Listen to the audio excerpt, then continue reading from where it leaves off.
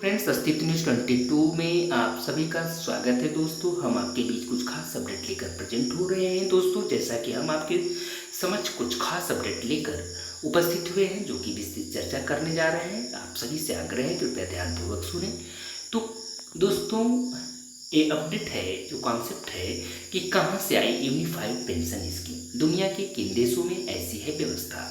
तो दोस्तों, unified pension scheme यानी केंद्र सरकार ने कर्मचारियों के लिए यूनिफाइड पेंशन स्कीम यानी यूपीएस की घोषणा की है। इसे 1 अप्रैल 2025 से लागू करने की तैयारी है।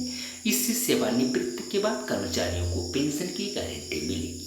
आइए जान लेते हैं कि कहाँ से आया यूनिफाइड पेंशन सिस्टम और यह किन किन देशों से मिलता जुलता है। तो दोस्तों, जैसा कि यूनिफाइड पेंशन स्कीम के बारे में हम आपके समझ विस्तृत चर्चा करने जा रहे हैं, कृपया धैर्यपूर्वक सुने। आगे बढ़ते हैं। तो दोस्तों, जो ये व्यवस्था है, तो सरकार ने केंद्रीय कर्मचारियों के लिए यूपीएस पेंशन स्कीम को मंजूरी भी दे दी है। तो केंद्र सरकार ने कर्मचारियों के लिए यूनिफाइड पेंशन स्कीम यानी यूपीएस की घोषणा की है। इसे 1 अप्रैल 2025 से लागू करने की तैयारी भी है। पुरानी पेंशन की मांग कर रहे कर्मचारियों को इस स्कीम के जरिए थोड़ी राहत देने की कोशिश की गई है। इससे सेवानिवृत्ति के बाद कर्मचारियों को पेंशन की गारंटी मिलेगी। आइए जान लेते हैं कि कहाँ से आया यूनिफाइड पेंशन सिस्टम और ये किन किन देशों से मिलता जुलता है। जैसा कि वास्तव में यूनिफाइड पेंशन स्कीम एक तरह से सरकारी कर्मचारियों को मिलने वाली पुरानी पेंशन और नई पेंशन स्कीम यानी एनपीएस के बीच का रास्ता है। यूपीएस में कई चीजें ओल्ड पेंशन स्कीम की तरह लागू करने की कोशिश की गई, हालांकि इसमें पुरानी पेंशन स्कीम जितना फायदा नहीं है। यूपीएस के तहत सरकारी कर्मचारियों को न्यूनतम और निश्चित पेंशन की गारंटी दी जाएगी, जैसा कि सोमनाथन समिति ने की थी सिफारिश। यानी दोस्तों, दरअसल 1 जनवरी 2004 को केंद्र सरकार पुरानी पेंशन स्कीम की जगह पर कर्मचारियों के न्यू पेंशन स्कीम लाई थी। पुरानी पेंशन योजना के तहत अंतिम वेतन के आधार पर सुनिश्चित पेंशन की गारंटी मिलती थी। नई पेंशन स्कीम में इसे खत्म कर दिया गया, जिसके कारण कर्मचारी पुरानी पेंशन स्कीम की मांग कर रहे थे। विपक्ष भी इसके लिए सरकार पर कई तरह के आरोप लगा रहा था। जैसा कि इसको देखते हुए केंद्र सरकार ने वित्त सचिव टीवी सोमनाथन की अध्यक्षता में एक समिति बनाई थी। इस समिति ने लगभग सभी राज्यों और श्रमिक संगठनों के साथ बात की। इसके अलावा दुनिया के दूसरे देशों में मौजूद पेंशन के सिस्टम को समझा। इसके बाद इस समिति ने यूनिफाइड पेंशन स्कीम की सिफारिश की। इस स्कीम का कर्मचारियों पर भार नहीं पड़ेगा। पहले कर्मचारी पेंशन के लिए 10% अंशदान करते थे और केंद्र सरकार भी 10% अंशदान करती थी। साल 2019 में सरकार ने अपने योगदान को 14% कर दिया था। अब सरकार अपने अंशदान को बढ़ाकर 18.5% करेगी, जैसा कि न्यूनतम 10,000 रुपये मिलेगी पेंशन। तो दोस्तों, इससे यूपीएस में कर्मचारियों को न्यूनतम और निश्चित पेंशन की गारंटी मिलेगी।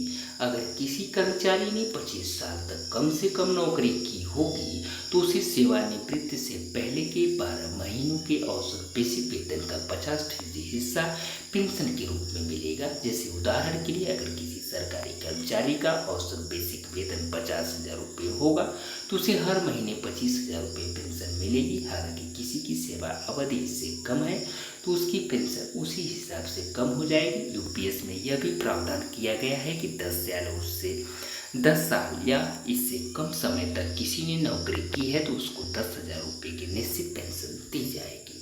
जैसा कि एनपीएस या यूपीएस में से करना होगा चुनाव। तो दोस्तों, यूपीएस में पारिवारिक पेंशन का भी प्रावधान है। यह पेंशन कर्मचारियों के मूल वेतन का 60% होगा, जो कर्मचारियों की मौत के बाद उसके परिवार को दी जाएगी। इसमें किसी कर्मचारी को अगर हर महीने 30,000 रुपये पेंशन मिल रही थी, तो उसकी पत्नी को 60% यानी 18,000 रुपये पेंशन मिलेगी। 1 जनवरी 2004 के बाद जितने कर्मचारी सेवानिवृत्त हो चुके हैं या 1 अप्रैल 2025 तक जो सेवानिवृत्त होंगे, उनको भी इसको चुनने का अवसर मिलेगा। यानी इस पेंशन स्कीम का लाभ कर्मचारियों को खुद नहीं मिलेगा, बल्कि उनको नेशनल पेंशन स्कीम यानी एनपीएस या यूनिफाइड पेंशन स्कीम यूपीएस में से किसी एक का चुनाव करना होगा।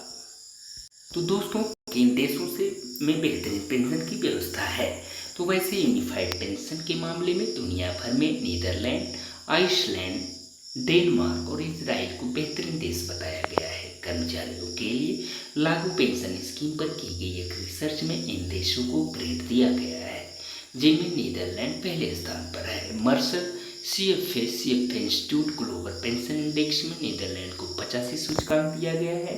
यहाँ सरकारी कर्मचारियों को एक निश्चित दर पर पेंशन दी जाती है, जबकि आय और इंडस्ट्रियल एग्रीमेंट के हिसाब से सेमी मैंडेटरी ऑक्यूपेशनल पेंशन की भी व्यवस्था है। नीदरलैंड के ज़्यादातर कर्मचारी इस ऑक्यूपेशनल प्लान के सदस्य हैं। तो जैसा कि आइसलैंड है कि पेंशन के हिसाब से 84.8 सूचकांक दिया गया है। आइसलैंड की पेंशन प्लान में बेसिक सरकारी पेंशन के साथ पूरक और प्राइवेट ऑक्यूपेशनल पेंशन शामिल है, जिसमें कर्मचारी और नियोक्ता दोनों को अंशदान देना होता है। डेनमार्क इस सूचकांक में 81.3 अंक के साथ तीसरे स्थान पर है। डेनमार्क में सरकारी बेसिक पेंशन, आय से जुड़ी पूरक पेंशन और मैंडेटरी ऑक्यूपेशनल स्कीम की व्यवस्था है। जैसा कि दोस्तों हम डिस्क्लेमर में भी कह सकते हैं कि यहाँ पे जो भी जानकारी हम आप तक प्रेषित कर रहे हैं वो मात्र इंटरनेट द्वारा प्राप्त की हुई सूचना है। अस्तित्व न्यूज़ 22 इस खबर की पुष्टि नहीं करता। दोस्तों अधिक सत्यापन के लिए आप सभी लोग ऑफिशियल वेबसाइट पर जाकर जांच अवश्य कर सकते हैं।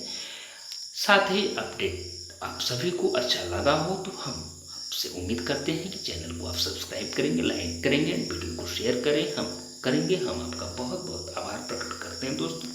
बहुत बहुत धन्यवाद। थैंक यू सो मच दोस्तों। I love you.